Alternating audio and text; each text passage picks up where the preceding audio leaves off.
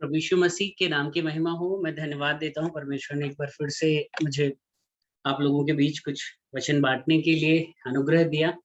आज का जो विषय है वो धन्यवाद के ऊपर है, जिसको कि हम ग्रैटिट्यूड भी कहते हैं, है ना? धन्यवादी होना एक विश्वासी के लिए बहुत ज़रूरी और धन्यवाद परमेश्वर कहते हैं कि जब तुम धन्यवाद बलि चढ़ाते हो तो तुम मेरी महिमा करते हो। वचन हमें कुछ इस प्रकार से सिखाता है। और हम बाइबल में बहुत अलग-अलग तरीके से हम देखते हैं कि लोगों ने धन्यवाद किया। अपनी परिस्थितियों पर वो जयवंत जब हुए, तो उन्होंने अलग-अलग तरह से परमेश्वर को धन्यवाद दिया। और धन्यवाद देना सिर्फ़ एक रूटीन नहीं है, एक फ़ॉर्मेलिटी नहीं है। धन्यवाद देने के द्वारा ऐसी बहुत सी आशीषें हैं, जो हमारे जीवन में मल्टीप्लाई होती हैं। मल्टीप्लाई होना मतलब जब परमेश्वर ने हमारे जीवन में कोई भलाई करी और हमने जब परमेश्वर को उस बात के लिए धन्यवाद दिया, तो ये परमेश्वर को अच्छा लगता है कि चलो मैंने जो इस पर भलाई करी, इसने उसको एक्नॉलेज किया, इसीलिए मैं अब इसकी आशीष को मल्टीप्लाई करूँ। तो आप जितना धन्यवाद देते हैं, आपकी आशीषें मल्टीप्लाई होती।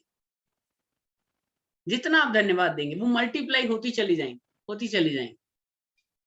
लेकिन बहुत बार हम ऐसा देखते हैं कि धन्यवाद करने का जो हृदय है, वो हमारे अंदर नहीं होता है।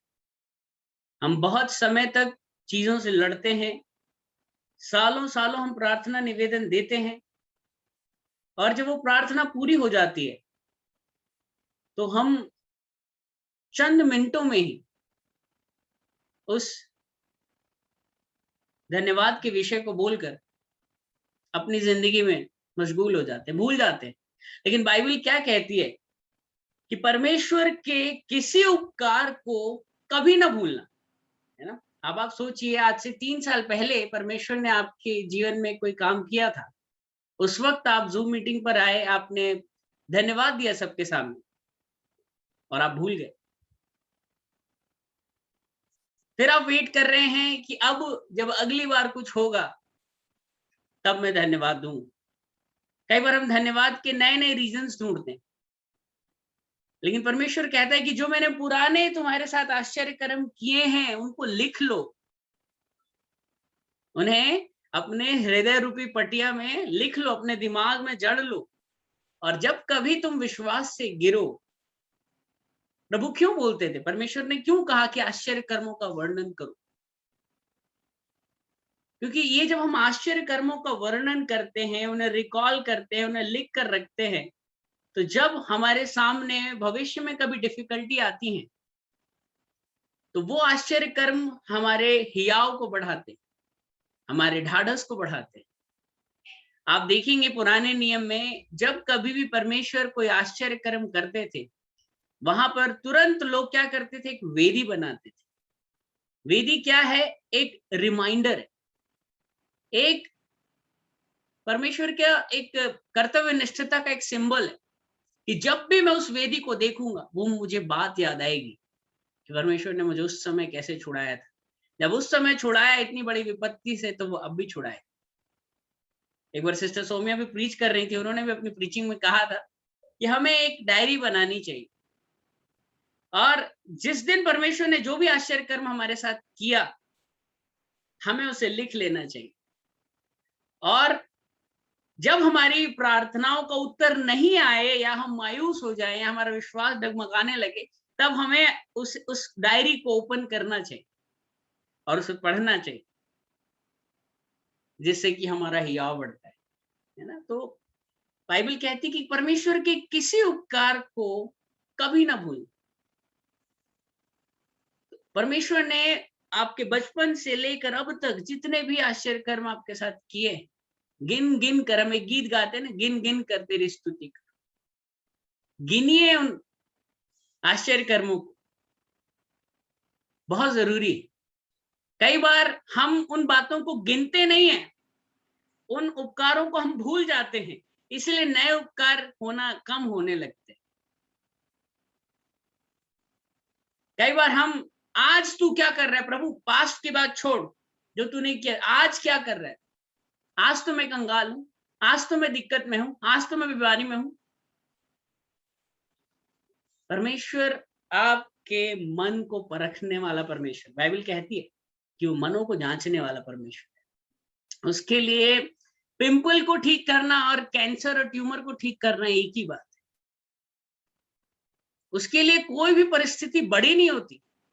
जब वो लाल समुद्र को दो भाग कर सकता है, तो क्या कोई ऐसी चीज है आपके सामने बचती है कि वो ना कर सके?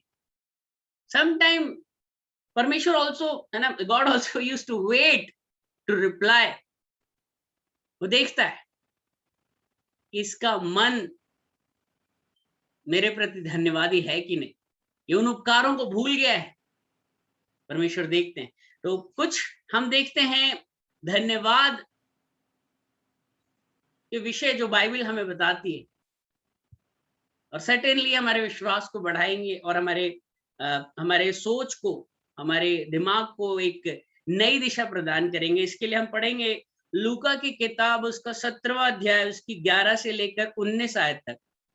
लूका की किताब, उसका 17वां अध्याय और 11 से लेकर 19 आयत तक। यहाँ पर इस प्रकार से लिखा हुआ है,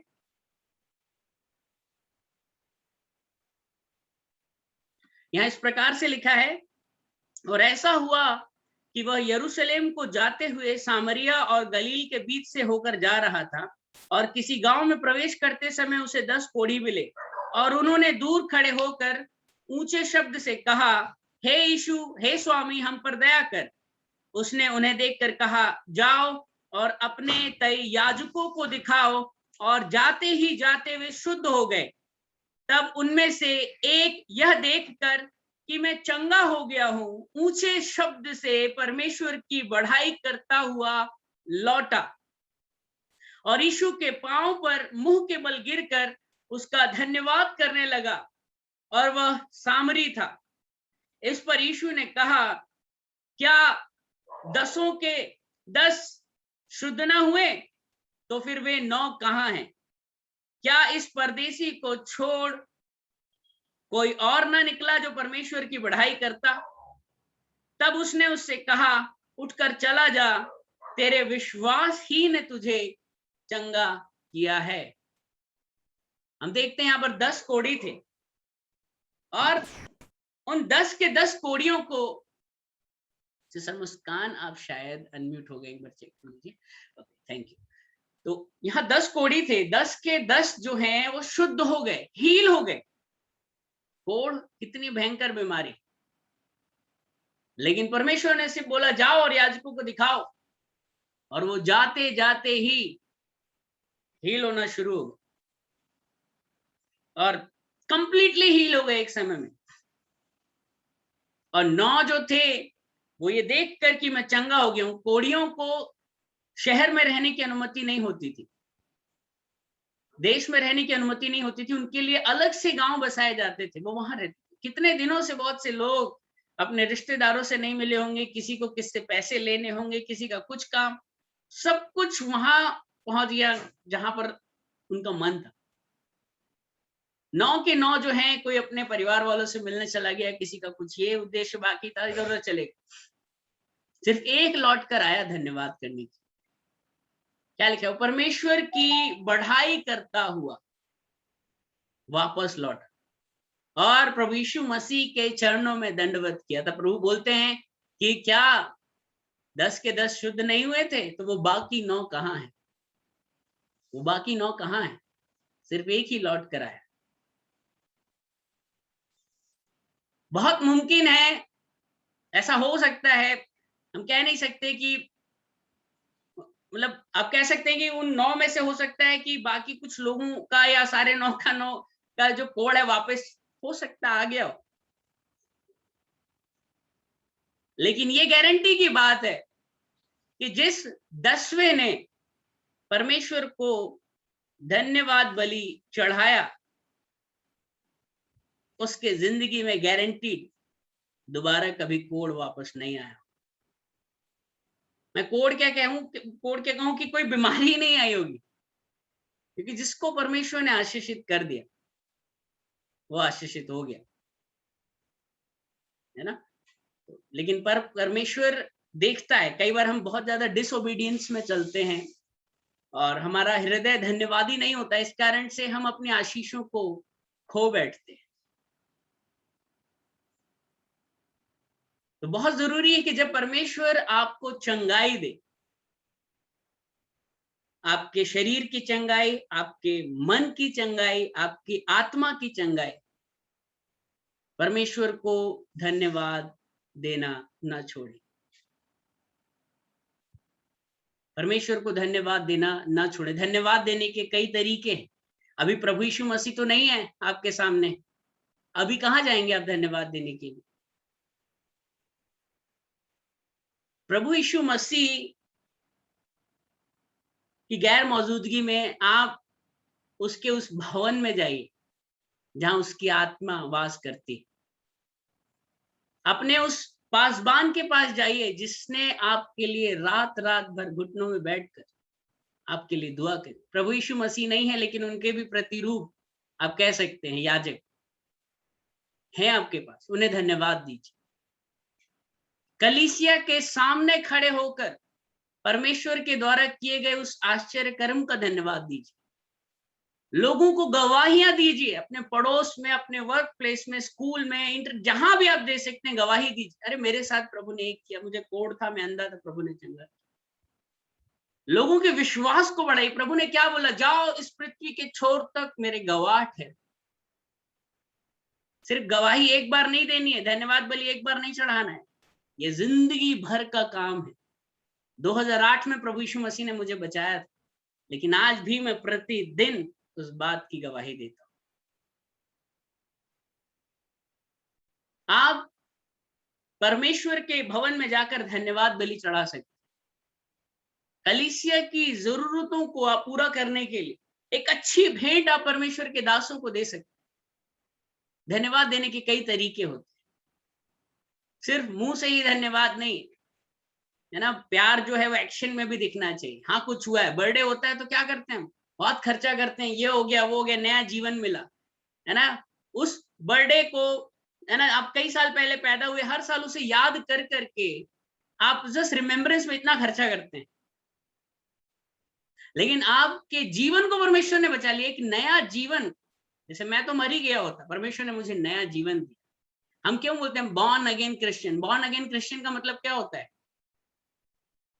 जिसका नया जन्म हुआ है, नया जन्म पाया हुआ। आप अनाथों और विधवाओं के लिए कुछ कर सकते हैं, किसी जरूरतमंद की आप जरूरत को पूरा कर सकते हैं। कई तरीके होते हैं धन्यवाद देने के। लेकिन कई बार ऐसा होता है कि हमारी लाखों की प्रॉपर्टी का काम हो जाता है, हमारे लाखों का फायदा हो जाता है, और हम 100 रुपए धन्यवाद के तौर पर चढ़ाकर अपना फर्ज अदा कर देते। परमेश्वर को क्या देंगे आप? परमेश्वर कोई वेटर है जिसे 10 रुपए, 20 रुपए, 100 रुपए की टिप देते हैं? वो बोलता है सोना भी मेरा है, चांदी भी मेरी है, पूरी पृथ्वी कायनात मेरी, तुम मुझे क्या दो? वो मन को देखता है। आप उसके राज्य को बढ़ाने के लिए अगर हाथ बढ़ाएंगे ना, वो आपके राज्य को बढ़ाने के लिए हाथ बढ़ाए। आप उसके घर को संवारेंगे, वो आपके घर को संवारेगा। बीमारी हुई, परमेश्वर ने चंगाई दी, दिल खोलकर धन्यवाद दीजिए। जितने साल बीमारी रही, कम से कम उतने साल धन्यवाद तो दीजिए। 1 साल बीमार रहे ना, 1 साल धन्यवाद तो दीजिए कम से कम। 5 मिनट में काम खत्म हो जाता है। जेब से 50-100 निकाला है, हाँ थोड़ा बहुत गवाही वही हो गया। धन्यवाद देना बहुत जरूरी है। क्यों आज आशीष, क्यों आज हम एक ही गवाही को लेकर सालों से बैठे हुए? क्यों नई गवाहियां पैदा नहीं हो रही? न्यू टेस्टमेनीज क्यों पैदा नहीं हो रही हैं?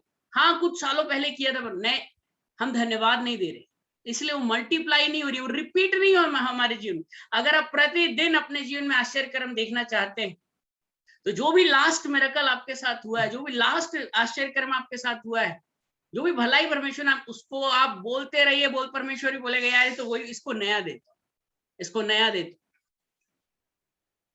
मुझे विश्वास है मेरी आंखों में जो परेशानी वो एक नई गवाही को पैदा कर दी। एक नई अद्भुत गवाही को पैदा कर रही, जो आज तक इतिहास में नहीं हुआ। कोई भी रेटिना पिगमेंटोसा का पेशेंट हील नहीं हुआ, लेकिन मुझे विश्वास है ऐसी गवाही परमेश्वर आने वाले दिनों में पैदा करने जा रहा है। 9 कहां गए पता नहीं, सिर्फ एक लौट कर आया। ये आज वास्तविक जीवन में हो रहा है। वो सामरी लौट कर आया। सामरी क्या है? परदेसी। प्रभु बोलते हैं अपने नहीं आए धन्यवाद देने के लिए, परदेसी आया। आज वचन अन्य जातियों तक पहुंचा है। आज जितने विश्वासी लोगों के भीतर आप कह सकते हैं धन्यवाद देने का गुण है, उतने हम अन्य जातियों में देखते हैं। अभी आप पंजाब में जाकर देखिए, पंजाब में जो रिवाइवल आ रहा है, हर 5वां पंजाबी बोलते हैं प्रभु में। और जब वहां मीटिंग्स होती हैं, क्रूसेड होते हैं, प्रभु के दासों का वो जो ऑनर करते हैं, दिल खोलते हैं, वो सेवा जो वो करते हैं, वो धन्यवाद दिखता है। हमारा धन्यवाद बहुत छोटा सा, बहुत रूखा सूखा सा होता है, और हमारे अंदर टेंडेंसी, हम उपकारों को बहुत जल्दी भूल जाते हैं। अरे अभी 6 महीने पहले ही तो आप बहुत समय से परेशान थे कि मेरा घर बिक जाए, और परमेश्वर ने उस बात को पूरा कर दिया। उसके बाद अगली जो प्रार्थना का उत्तर मिलने में डिले हुआ, आप कुड़कुड़ाने लग गए। अरे उसी बात के लिए धन्यवाद देते रहते तो आज ये वाला काम भी हो जाता। इसके बाद हम आगे आगे जाएंगे। लूका की किताब उसका 7वां अध्याय, उसकी 44 से लेकर 50 आयत तक। लूका की किताब उसका 44वां अध्याय, सॉरी, लूका की किताब उसका 7वां अध्याय, उसकी 44 से लेकर 50 आयत तक मैं आपके लिए पढ़ूंगा। और उस स्त्री की ओर फिर कर उसने समौन से कहा, क्या तू इस स्त्री को देखता है? मैं तेरे घर में आया, परंतु तूने मेरे पांव धोने के लिए पानी न दिया, पर इसने मेरे पांव आंसुओं से भिगोए और अपने बालों से पोंछा। तूने मुझे चूमा ना दिया, पर जब से मैं आया हूं तब से इसने मेरे पांव को चूमना ना छोड़ा। तुमने मेरे सिर पर तेल नहीं मला, पर इसने मेरे पांव पर इत्र मला है।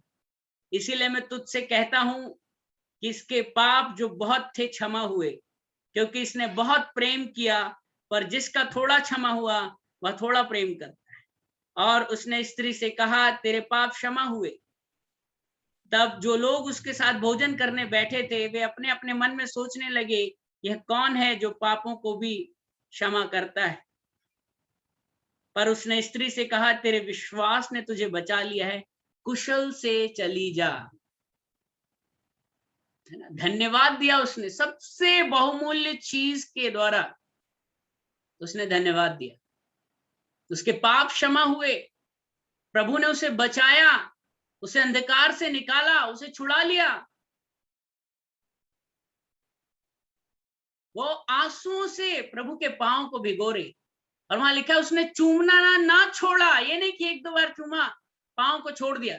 जब तक प्रभु वहां बैठे रहे, वो कह रहे, प्रभु इसने मेरे पांव को चूमना छोड़ा ही नहीं। आप प्रभु को धन्यवाद देने से नहीं लजाएंगे तो परमेश्वर धन्यवाद लेने से भी नहीं लजाएगा। प्रभु को भी कितना ऑकवर्ड लग, सब देख रहे हैं, वो चूमते चली जा रही है पांव को, अपने आंसू, प्रभु के पांव। प्रभु भी बोले ये एक धन्य चीज है, this is a blessed thing जो ये कर रही। आप प्रभु को अपनाने से नहीं लजाएंगे, प्रभु भी आपको पूरे समाज के सामने अपनाने से, एक्नॉलेज करने से नहीं लजाए। प्रभु ने कुछ किया आपके लिए, एक्नॉलेज करिए। मुंह बंद करके मत बैठिए कि प्रभु क्या होगा, क्या लोग बोलेंगे, दूसरे धर्म के लोग, मेरे परिवार के लोग क्या बोलते चले। सबसे बहुमूल्य चीज से उसने इत्र से परमेश्वर का धन्यवाद दिया। आज हमारे अंदर ये टेंडेंसी है, हम धन्यवाद देना बहुत जल्दी छोड़ देते हैं, लेकिन वहां लिखा है उसने परमेश्वर के पांव को चूमना न छोड़ा। वो बार बार अपने आंसुओं से प्रभु के पांव को भिगोती थी, बार बार उन्हें अपने बालों से पोंछती थी और उन्हें चूमती रही। लेकिन आज हम बहुत जल्दी धन्यवाद देना छोड़ दें। हमें भी इसकी तरह ही आदत होनी चाहिए कि हम भी परमेश्वर को धन्यवाद देना ना छोड़ें। Let me close this gate. Okay, इसके बाद हम आगे चलेंगे। पहला थिस्सलुनीकियों की किताब उसका 5वां अध्याय उसकी 15 से लेकर 18 आयत तक। पहला थिस्सलुनीकियों की किताब उसका 5वां अध्याय उसकी 15 से लेकर 18 आयत तक यहाँ लिखा है, सावधान, कोई किसी से बुराई के बदले बुराई न करे, पर सदा भलाई करने में तत्पर रहो। आपस में और सबसे बढ़कर भलाई ही की चेष्टा करो। सदा आनंदित रहो, निरंतर प्रार्थना में लगे रहो, हर बात में धन्यवाद किया करो, क्योंकि तुम्हारे लिए मसीह यीशु में परमेश्वर की यही इच्छा है। ये कोई चॉइस नहीं है धन्यवाद देना, ये परमेश्वर की डिजायर है। क्या लिखा है? हर बात में परमेश्वर को धन्यवाद दिया करो, हर बात में। अय्यूब सब कुछ उजड़ गया, उसका सब कुछ उजड़ गया, उसके जानवर, उसके बच्चे, उसका घर, सब कुछ, फसल सब बर्बाद हो गया। तो क्या करता है? उठता है ना, टाट ओढ़ता है, दंडवत करता है और क्या बोलता है? यहोवा तूने दिया, तूने लिया, यहोवा का नाम धन्य है। उसने धन्य कहा, धन्यवाद दिया। हर बात में परमेश्वर को धन्यवाद दिया करो। यही मसीह यीशु में परमेश्वर की हमारे प्रति इच्छा है। मैं कल एक गवाही सुन रहा था, एक औरत जिसके पास 10 रुपए भी नहीं होते थे, जिसके पास 10 रुपए भी नहीं होते थे, जैसे ही वो आती थी लोग मुंह मोड़ के भाग जाते थे कि अब ये पैसा मांगेगी, अब ये पैसा मांगेगी। उसको परमेश्वर के इस वचन ने छुआ, उसको परमेश्वर के इस वचन ने छुआ, और जब उसने इस वचन को पढ़ा कि हर बात में परमेश्वर को धन्यवाद दिया, उसके बाद जब उसके पांव में ठोकर भी लगती ना, वो धन्यवाद यीशु बोलते। लोग उसे गालियां भी देते ना, धन्यवाद यीशु बोलते। लोग उसे झूठ बोलते, हमारे पास पैसा नहीं, उसने पैसा देखा, धन्यवाद देते। जब उसके पास खाने को नहीं होता, वो धन्यवाद, वो इस वचन को उसने ऐसे पकड़ लिया, हर बात में वो धन्यवाद देने लगी। जितना वो बीमार पड़ती उतना धन्यवाद देती, धन्यवाद यीशु, धन्यवाद यीशु, धन्यवाद यीशु। अरे प्रभु भी मजबूर हो जाएगा, भाई ये किस मिट्टी की बनी है, देखो इसके साथ इतनी बुराई हो रही, धन्यवाद यीशु। परमेश्वर कंपेल्ड हो जाएगा, मजबूर हो जाएगा आपको आशीष देने के लिए, क्योंकि आप उसके वचन का ऑनर कर रहे हैं। वचन में क्या लिखा? हर बात में परमेश्वर का धन्यवाद किया, हर बात में। चाहे आपके साथ भलाई हो रही है, बुराई हो रही है, आप बढ़ रहे हैं, आप घट रहे हैं, कुछ भी आपके साथ हो रहा है, धन्यवाद यीशु। इस धन्यवाद में इतनी सामर्थ है, इतनी सामर्थ है जो आपकी जिंदगी को पलट कर रख सकती है। और आज वो जिस प्रिंटिंग प्रेस के बाहर बैठकर कह सकते हैं भीख मांगती थी या छोटा मोटा काम करती थी उस प्रेस का, आज उस प्रिंटिंग प्रेस में वो पार्टनर है। She is a business partner. 3 महीने में ये हुआ है, सिर्फ 3 मंथ्स में, 3 साल नहीं लगे उसको, 3 महीने में ये हुआ। और वो जब रो रो कर धन्यवाद दे रही थी, फिर से धन्यवाद, उसने उसको बोला, मैं हर बात में मैंने धन्यवाद दिया, हर बात में धन्यवाद यीशु। रोते रोते, पेट में भूख लग रही, अतड़ियां सूख रही, खाने को नहीं है, ठंड लग रही है, पहनने को नहीं है, धन्यवाद यीशु, धन्यवाद यीशु, धन्यवाद यीशु, धन्यवाद यीशु। ये धन्यवाद बलि चढ़ाना आपकी जिंदगी को बदल कर रख सकता है। इसे एक फितरत बना लीजिए, इसे लाइफस्टाइल में अडॉप्ट कर लीजिए। अभी क्या होता है, हम जा रहे हैं रास्ते में, पत्थर सामने आ गया, अंगूठे में चोट लग गई, गाली निकलती, धन्यवाद यीशु बोली, धन्यवाद यीशु। कुछ भी आपके साथ क्यों ना हो रहा, आज बहुत बड़ा लॉस हो गया, कोई बात, धन्यवाद यीशु। बैठिए शाम को, धन्यवाद यीशु। वचन कहता है कि जो परमेश्वर से प्रेम करता है उसके लिए हर एक बात मिलकर अंत में भलाई ही को उत्पन्न करे। लेकिन ये भलाई ऐसे नहीं आएगी, ये भलाई तब आएगी जब आप प्रेम तो कर रहे हैं, उसे धन्यवाद के रूप में आप प्रदर्शित भी करें। इसके बाद हम पढ़ते हैं दूसरा इतिहास की किताब उसका 20वां अध्याय, उसकी 25 से लेकर 30 आयत तक। हमने यहोशापात के बारे में पढ़ा है, प्रभु ने अनुग्रह दिया, मैंने एक बार प्रचार किया था यहोशापात के बारे में।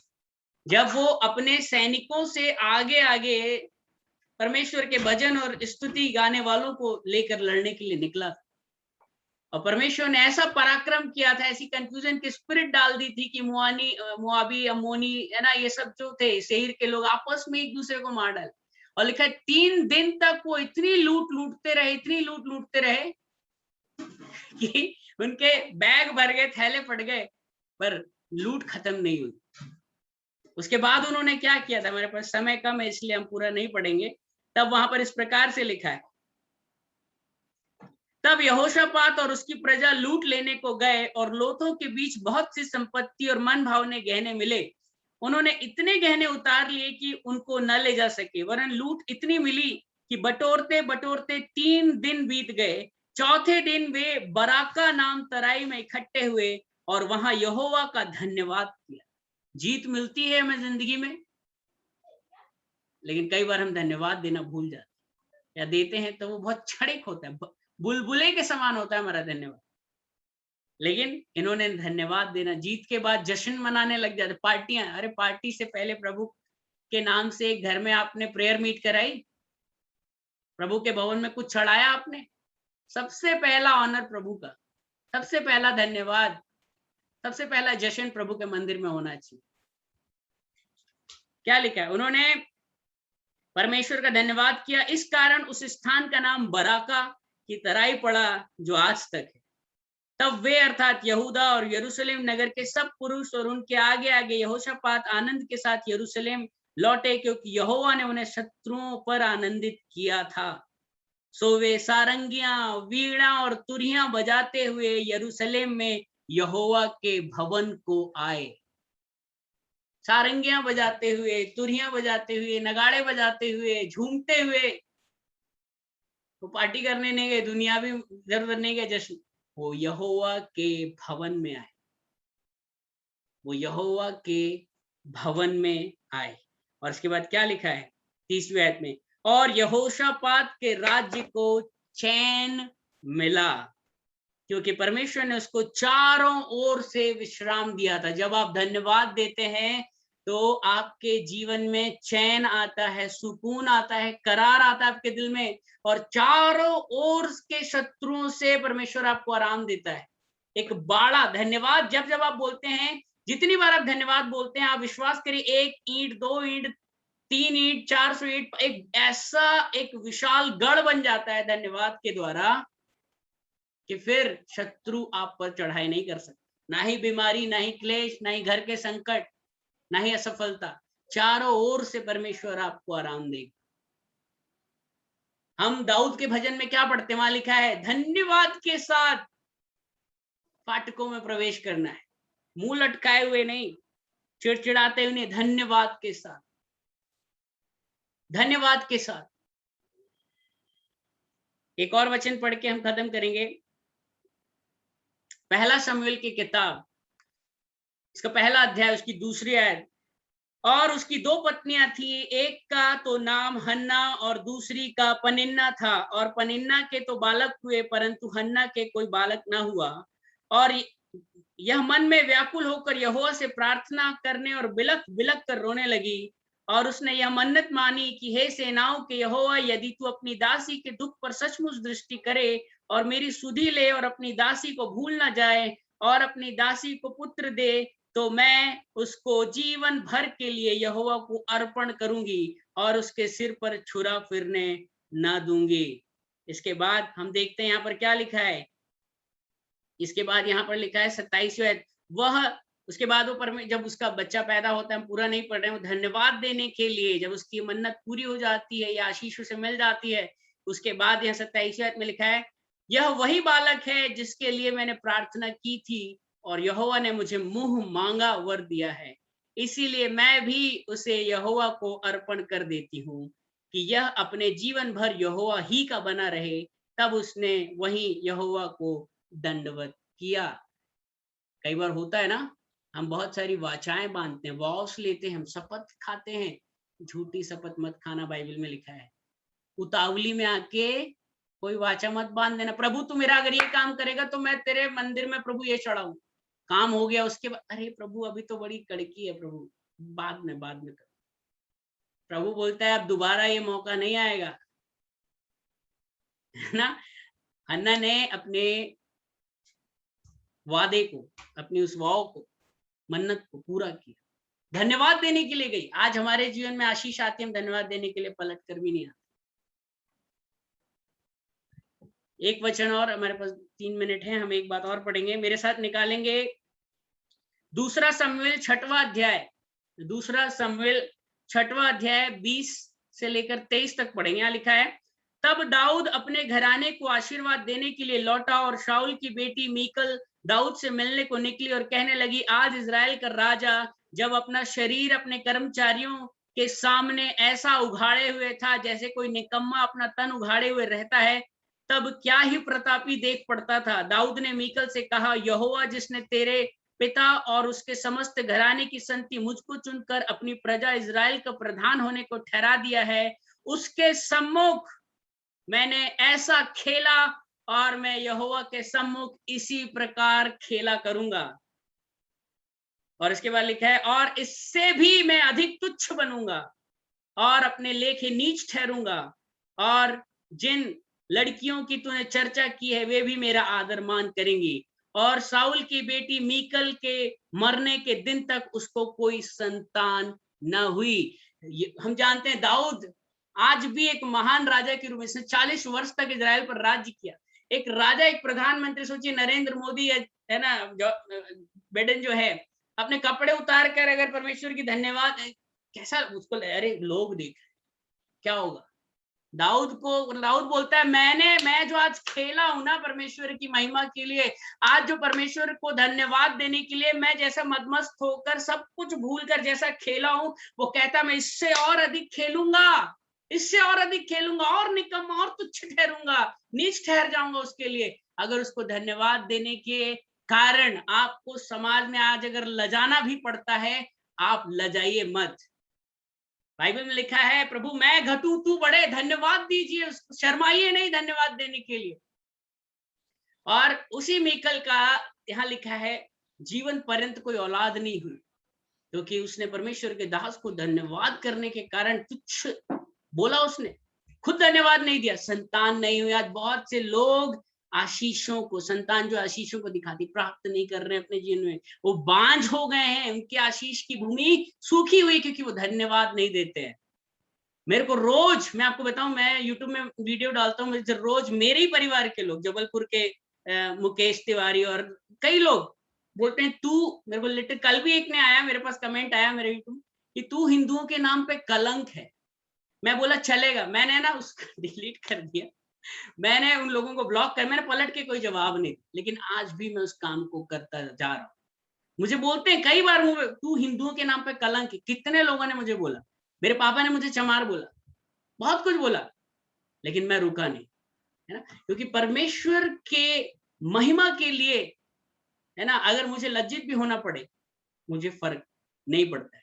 मैं हिंदुओं के नाम पे कलंक बन सकता हूँ, कोई दिक्कत नहीं, लेकिन यीशु मसीह के नाम पे मैं कभी कलंक ना बनूं, ये मेरे जीवन का दृढ़ निश्चय है। प्रभु यीशु मसीह हमें इन वचनों के द्वारा धन्यवादी हृदय दे, हमारे जीवन को आशीषित करे। प्रभु यीशु मसीह के नाम की महिमा हो, आमीन।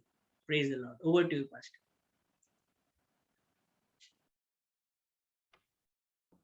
Praise the Lord. इस अच्छा वचन के लिए हम परमेश्वर को धन्यवाद दें, और हमारा जीवन में एक धन्यवाद हृदय, एक धन्यवाद जीवन हम बना के रखें, उसके लिए हम प्रयास करें। और मैंने काफी बार कलीसिया में बताया हुआ है, सबसे जरूरी बात है कि हमारे मन में एक धन्यवाद दिल होना, ना हमारे मन में, हमारे जीवन में धन्यवाद होना, एक धन्यवाद की भावना होना, an attitude of gratitude is very important, जो बहुत से लोगों के पास नहीं है, और जिसके चलते हमारी जिंदगी में जैसे हमने सुने आशीषों से हम वंचित, और आशीषों से और महिमा से और छुटकारा से, ब्लेसिंग से हम वंचित हो जाते हैं।